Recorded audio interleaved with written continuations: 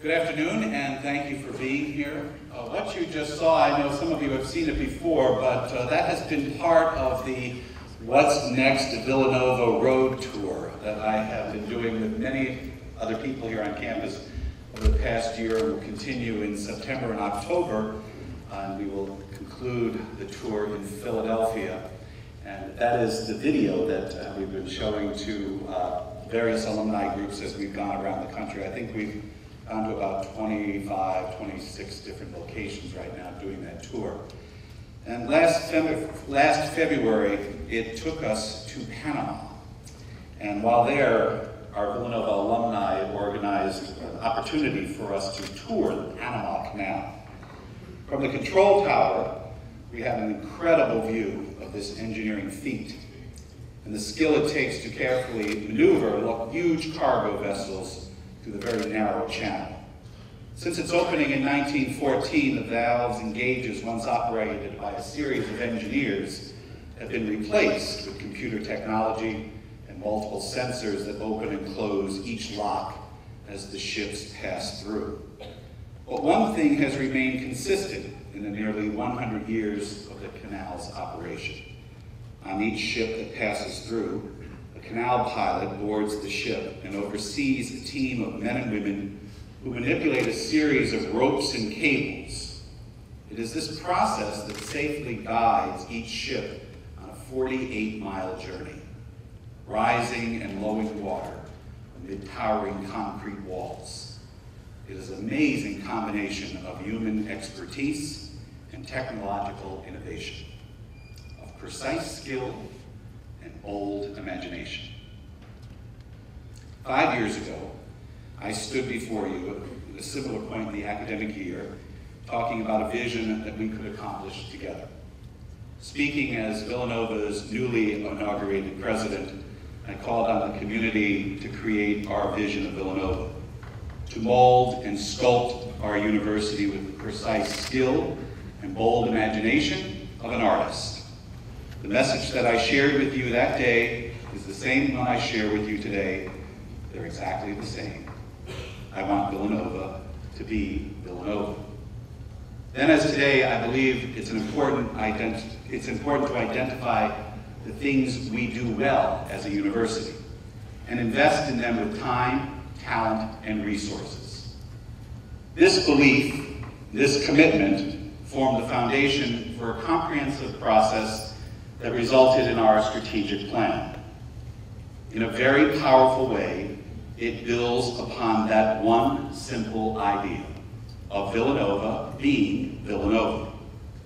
Through 5 imperatives, we are investing in the university to build our strengths and to address fundamental areas where we can be bold and take initiative and innovative steps. One imperative is sharing our story. Sounds easy, right? Everyone knows Villanova. They went here, they know somebody who did. They were in Lexington, Kentucky on April 1st, 1985. Or in Chattanooga, Tennessee on December 18th, 2009, and so on, and so on, and so on. So telling people about our university and what makes us unique shouldn't be that hard. But that's not necessarily the case.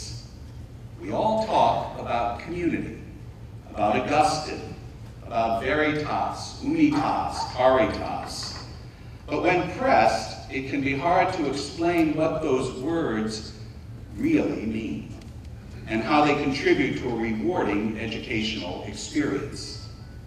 If we're going to share our story, the Villanova story, we need to be clear about what that story really is. So we set out to define it and determine how to talk about it in a clear, consistent, and concise way. You'll recall receiving emails and participating in surveys about what distinguishes a Villanova education. Your thoughtful participation made this a very inclusive and thorough process and helped determine the key components of Villanova identity. The process of defining the Villanova story is complete, and what we learned was that Villanovans are people who ignite change. They want to make a difference. Our Augustinian Catholic intellectual mission fosters change makers by teaching students to think critically, act compassionately, and succeed while serving others. Villanova prepares students to become ethical leaders who create positive change everywhere life takes them. Simply put, ignite change, go Nova. This is not a tagline, and it's not a brand, and it's not an empty phrase designed to get people's attention. It is the promise and potential of a Villanova education distilled into 4 words: ignite, change, go Nova. Over the last couple of days, these words should have been very visible to you. The start of the new semester is an opportunity to launch this idea of Villanovans as change makers. Examples of students, faculty, staff, alumni igniting change are all around us. And these examples will play an important role as we move forward while sharing our Villanova story. It is important to note that we are, and what we aspire to be are very similar. And that just because there is some new language being used, that we are not turning a blind eye to our past accomplishments. Rather, it's the opposite.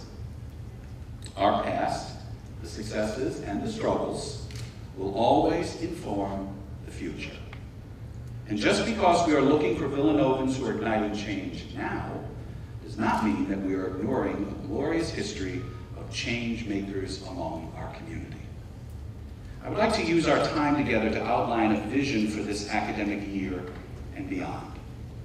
To help me do that, I will use some current examples of Villanova change makers to highlight the imperatives outlined in the strategic plan. The first imperative should speak loudly and clearly to each of us: academic distinction within the context of our Augustinian tradition. This means revised core curriculums in the colleges and innovations to classes, programs, and centers of excellence throughout the campus. It also means a renewed focus on interdisciplinary approaches to teaching and learning. More and more, our faculty is reaching across the disciplines in colleges to collaborate on courses that appeal to students' interests and curiosities, while also providing practical real-world relevance. One example of igniting change in the classroom is a course in our Center for Innovation, Creativity, and Entrepreneurship called Mobile Device Programming. Or more simply, at Villanova, you can build an app for that. Whatever that is. The course is taught by 3 professors. Dr. Frank Klosner, an associate professor of computer science, Dr. Savas Kulkarni, an associate professor of electrical and computer engineering, and Dr. William Wagner, an associate professor of accounting and information systems.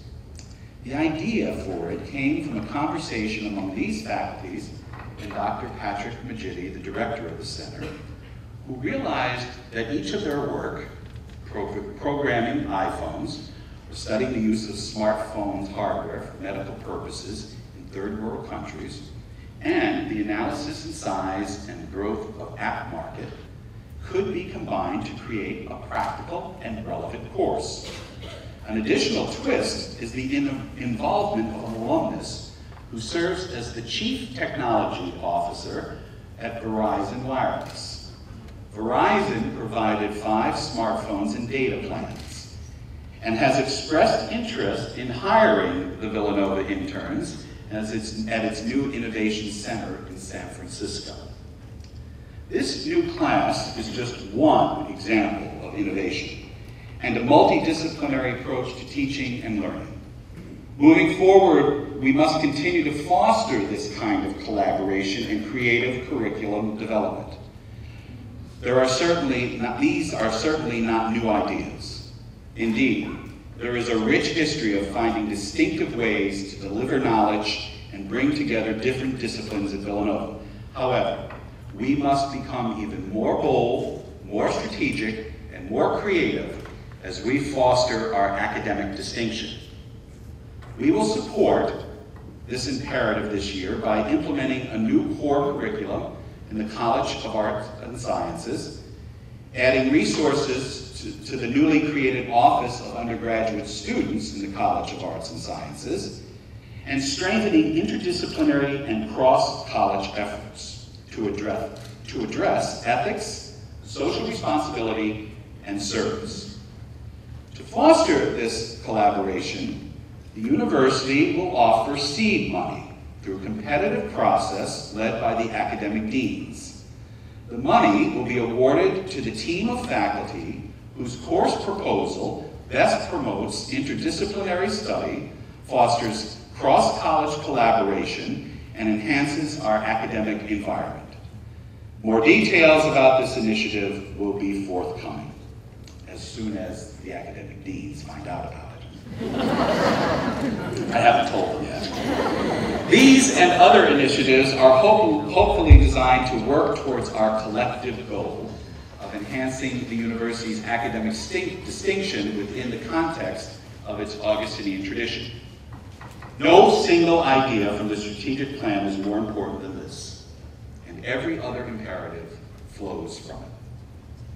In concert with our academic distinction, the university also understands that it must invest in its faculty scholarship and graduate programs. We know that enhancing our national stature depends to a great extent on the reputation of our faculty and the excellence of our graduate programs. Our commitment to this next imperative, technically imperative number 3, recognizes that while our undergraduate programs will always be at the core of who we are, who delivers them, and the select graduate programs that complement them are also vital components of our academic identity. We are committed to strengthening what is already an exceptional faculty. It is important that we invest in our faculty as much as we are investing in our facilities. Part of that investment includes a renewed focus on establishing endowed faculty positions. Such positions provide resources and distinction to exceptional faculty scholars. This semester, I am proud to announce that we will inaugurate 2 new endowed faculty chairs. In September, Dr. Rod Cachon will become the first holder of the Margaret E. and Paul F. Aaron Endowed Chair in Communications. And in November, Dr. Lauren Schobert will become the first holder of the Luckow Family Endowed Chair in English Literature. You will receive more information about these endowed positions and the inauguration events as they draw near. In the meantime, I know you join me in congratulating both of these outstanding women professors.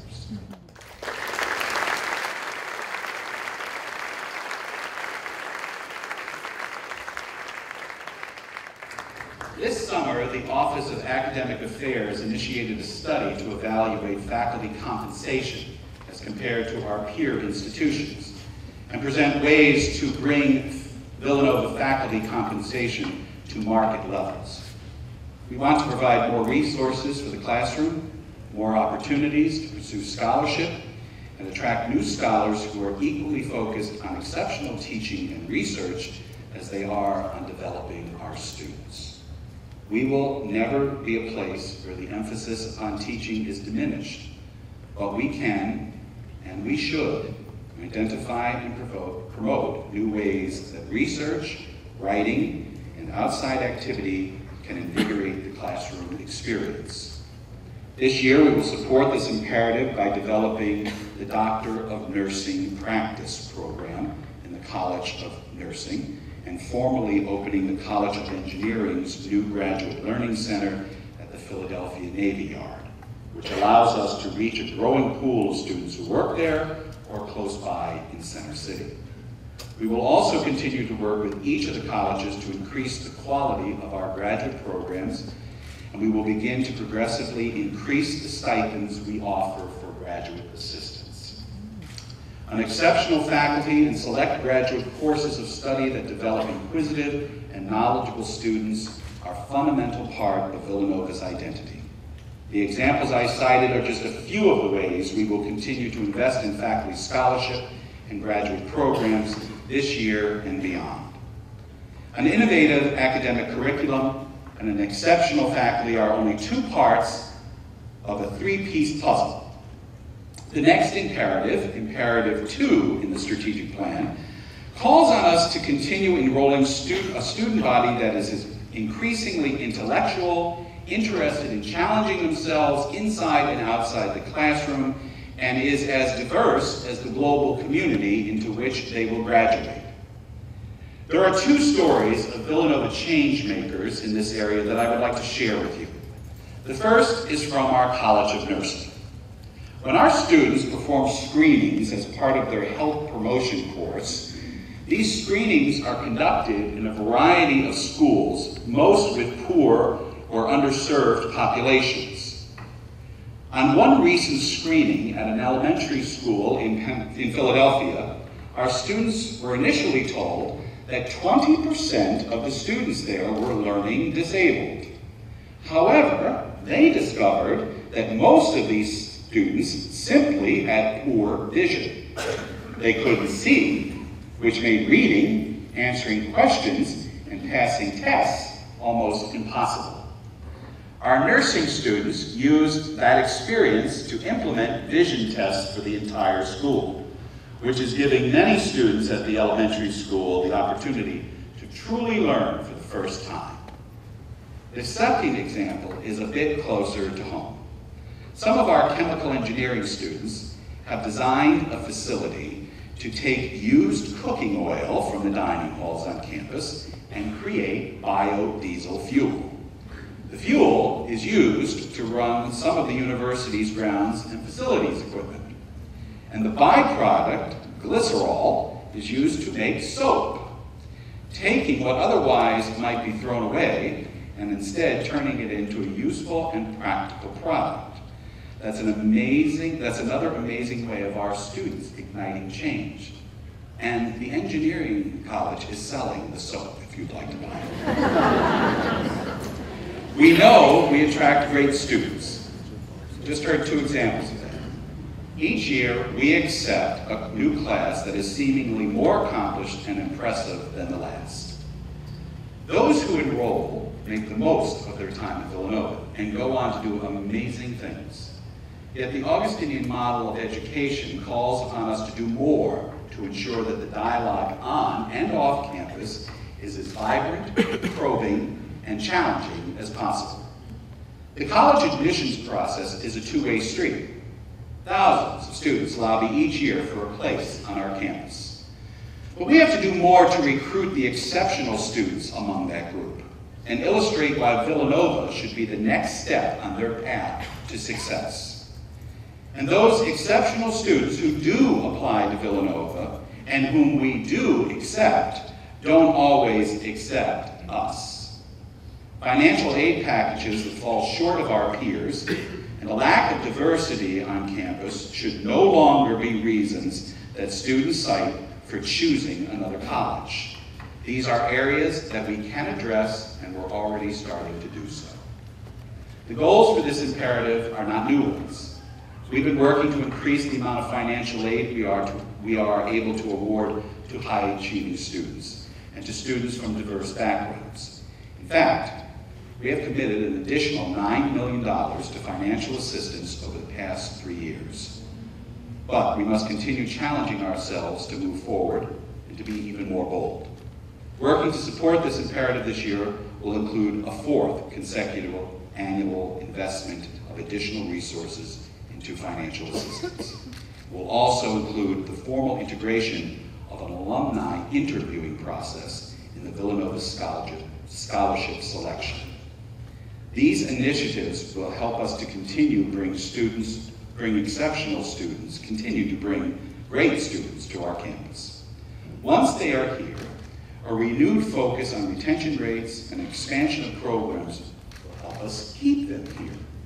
One such program was initiated last year, Intergroup Dialogue. This program, developed at the University of Michigan, help students relate to one another across racial, cultural, class, religious, and geographical divides. Last summer, several of our faculty and staff attended training in Ann Arbor and created this spring a pilot program for Villanova. I attended their final session, and I was absolutely elevated by the level of conversation and trust these students had developed with one another. I have pledged support for an expansion of the program and the exploration as to how it can become part of our university-wide curriculum. We speak often about how our students are our shared responsibility, whether we teach in the classroom or work behind the scenes somewhere on campus. I firmly believe in that idea, and I hope you do too.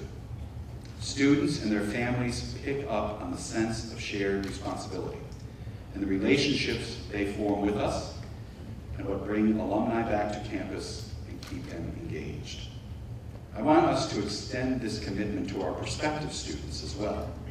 They need to see how universally committed we are to their success. This commitment is a big part of how Villanova can ensure that it is enrolling an increasingly talented and diverse student body. Academic distinction, exceptional faculty and graduate programs, and an intellectual and diverse student body are all important components of what distinguishes Villanova. And while we are investing significant resource in these areas, we must also invest in spreading the word. Therefore, the plan's fourth imperative focuses on sharing the Villanova story. Nothing compares to a personal conversation or personal connection when it comes to sharing our stories. I know that you all engage in these conversations every day, and I want to acknowledge that your work is a crucial part of building Villanova's reputation. While we know that Villanova is special, we need a clear and consistent way for all of us to talk about it. We learned through market research that prospective students had a difficult time understanding and explaining what was distinctive about Villanova University. Over the past year, we have heard directly from high school students in focus groups about how little they trust the promises on schools' websites and in brochures. These high school students are savvy and skeptical. Who do they say they listen to? They listen to you, and they want proof. Proof from parents, teachers, family, friends, classmates, or people they know. So if we speak well of Villanova, explain clearly what distinguishes our university, then potential students will be much more trusting and more inclined to take a look. There is no doubt that you are the best proof of what is special about Villanova. As I mentioned before, it is the relationship that defines the Villanova experience for many people. We may ignite change and create change makers, but it's not with some magic formula, and it doesn't happen all by itself. Change happens as a result of getting to know our students, investing in them, letting them invest in us, and challenging them academically. Our students ignite change because you enable them to. Those are the stories we need to capture. The illustrations of how students and faculty, academic and programs come together in unique ways to ignite change. We need you to share these stories, to be ambassadors for the university. That is how we will support this imperative this year, working together to collect and share the Villanova story. There will be plenty of resources available to assist you on a dedicated website, ignitechangegonova.com, through the pocket guide that's available there, and through new and improved outreach initiatives. As I mentioned earlier, I've been traveling for much of the past year to share with alumni, parents, and friends what's next at Villanova. Well, what's next has become what's now. All that I mentioned today, all that is outlined in our strategic plan, are goals that we need to achieve in order for Villanova to reach its potential. We have a glorious past, and I believe our future is very bright. But an increasing competitive higher education landscape calls us to do more to distinguish ourselves. This is not a difficult journey. We know who we are and what we aspire to be. It is a journey that demands commitment to our academic mission.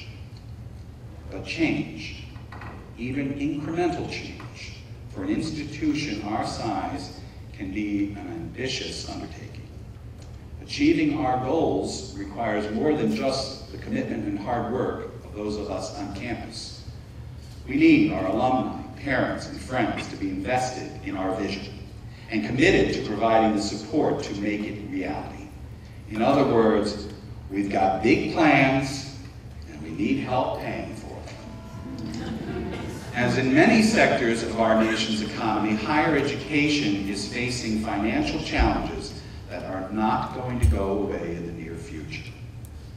In a recent article, Donahue, president of Albion College, cited data that in fiscal year 2012, nearly 35 states anticipate revenue shortfalls. As we have experienced this year in our Commonwealth, Pennsylvania's public institutions are falling victim to decreasing state budgets. This will result in higher tuition and decreased financial assistance at all public institutions. In private education, parents and students are carefully weighing the cost of tuition against the guarantee, whether real or perceived, of careers and salaries. As Randell states, families are taking on major financial risk to secure a future for their daughters and sons. Last Saturday, we repeatedly told the families of our new students to trust us, that we will challenge and care for their sons and daughters, and that we will help them to new levels of discovery about themselves and the world they are entering. We need to demonstrate what we promise is true. But there is work we must do to deliver on those promises. The fifth and final imperative deals with increasing the endowment and attracting new levels of support. Last year, in my address to the University Senate, I noted that our participation rate, the percentage of alumni who donate to Villanova, was as low as 15% just 3 years ago, meaning that approximately 5 out of 6 alumni chose not to support the university. The good news is, through a more aggressive and frequent approach, the participation rate has raised to 21%. The bad news still means that 3 out of 4 alumni do not support Villanova. Clearly, we need to do more to convince people who know us best that their involvement is needed and their investment in us is worth it. To that end, this year we will be strengthening our advancement efforts to support the fifth imperative, which itself is designed to attract financial support for the previous 4.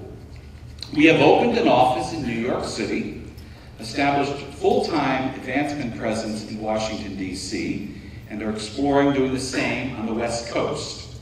These 3 areas of high alumni concentration offer us tremendous opportunity. And we are laying the groundwork for the next fundraising campaign, which will attract a new generation of donors to the university and new levels of support for programs campus-wide. Advancement is also working to attract support for the transformation of the campus landscaping initiative, an important component of our efforts to enhance our campus, make it safe, and make it an attractive destination where greater student learning will occur. I want to take this opportunity to briefly speak about this project. I know that the modifications that took place over the summer around the campus and traffic flow have caused some disruptions as the new year begins. And please know that this project was carefully planned and executed, and despite our best efforts, some challenges have arisen or are coming in this weekend. However, I assure you that staff throughout the campus, your colleagues and friends, your coworkers, are working very hard to smooth out the rough spots. I ask for your patience and your cooperation as we adjust together to these changes. 5 years ago, I told you I wanted Villanova to be Villanova. I'm telling you the same thing today. I want Villanova to be Villanova. A vibrant and diverse intellectual community rooted in the teachings and ideals of St. Augustine. A leading institution of higher education that is recognized around the world for the excellence of its students. The accomplishments of its faculty in teaching and scholarship. The professionalism of its staff. And the distinction of its undergraduate and graduate programs. That Villanova is a university that is supported by loyal alumni, parents, and friends who are willing to invest in securing its future. This is not a bold vision. This is a call to action. Some of you may not be in love with the phrase, ignite change, go Nova. And some of you may be skeptical about the work it will take to reach our goals. Today, I'm asking you to look beyond those and other barriers that may exist and invest yourself in making Villanova the best it can be. In the past 5 years, I've learned many things about being president. I've learned that it's not about navigating a maze of obstacles. It's not about being the CEO of a major business corporation. It's not about standing on top, sending messages to below. But it's about realizing that the pie will never be cut in equal pieces. And as St. Augustine states in his rule, we need to recognize that there are times someone may need more than another. Being president is about being a partner with all of you, to guide Villanova on its journey towards new levels of academic excellence. Yes, at times the passage may seem narrow, and we may rise and we may fall. But with our skills and creativity, with our bold innovation and imagination, Villanova will continue to find ways to ignite hearts, inspire minds, and illuminate spirits. We ask a lot from each other, but that's what makes our community so unique. We are never alone in any of our tasks or journeys. We are able to accomplish great things because we can rely on each other. It is in that spirit of collaboration, of mutual respect, of a commitment to our shared mission that I ask for your support today. Achieving this vision, which is rooted in the strategic plan, is how I believe we can move the university closer to reaching its potential. I look forward to a productive year and to working with all of you to ignite change, go Nova.